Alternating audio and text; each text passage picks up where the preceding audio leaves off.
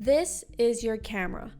I'm going to be teaching you the very basic foundation of going beyond the automatic settings when taking your photo. There are three main settings that you will need to become comfortable with, known as the exposure triangle. This will help improve the quality of your photos. The settings are aperture, shutter speed, and ISO. We are going to be breaking it down into three parts, and in this segment, we are going to be focusing on building our knowledge of the aperture setting. Aperture is pretty much controlling how much light passes through the lens and hits your camera sensor. So you know the lens area, that's where the light goes into your camera. In short, how much light will be going into your camera.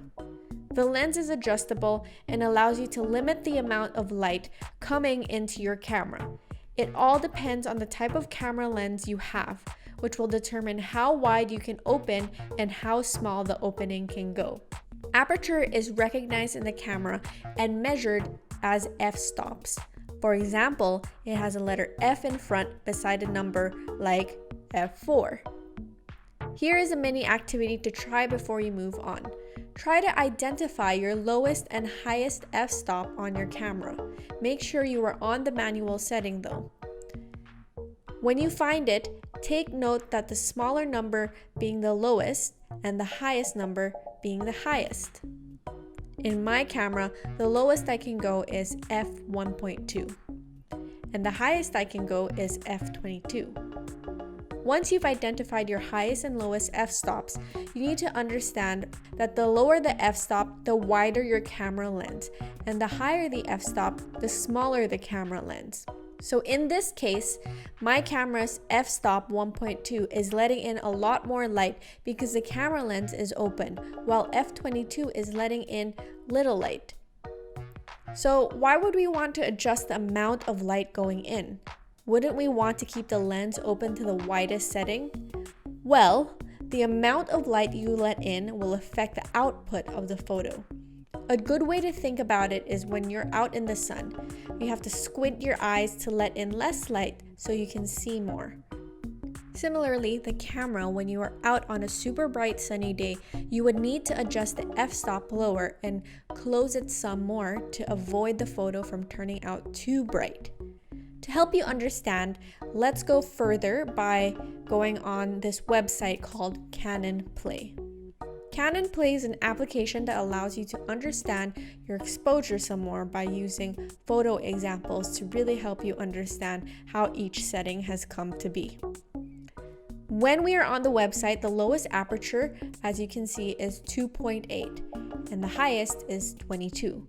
Make sure you are on the manual setting tab when you are trying this, and do not adjust the shutter speed or ISO. Keep it at the center. The activity is to try settings f2.8 and 22. Then take note of the differences once you select on the blue camera button. Notice that when you are on 2.8, the image comes out too bright, also known as overexposed. And when you're on f22, the image comes out too dark, also known as underexposed. The reason why the photo comes out too dark or light is because we need to adjust the other two settings to balance out the current environment. When you are taking your photo, using the manual setting, you need to adjust all three settings in order to get the best quality output. Now that we have established that the aperture controls the amount of light going in, we're going to be talking about the type of photos different aperture settings will bring. When you take your photo with a lower range of f-stops, it creates a shallow depth of field.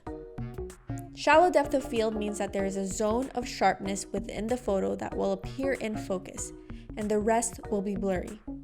And the lower it is, the blurrier the background.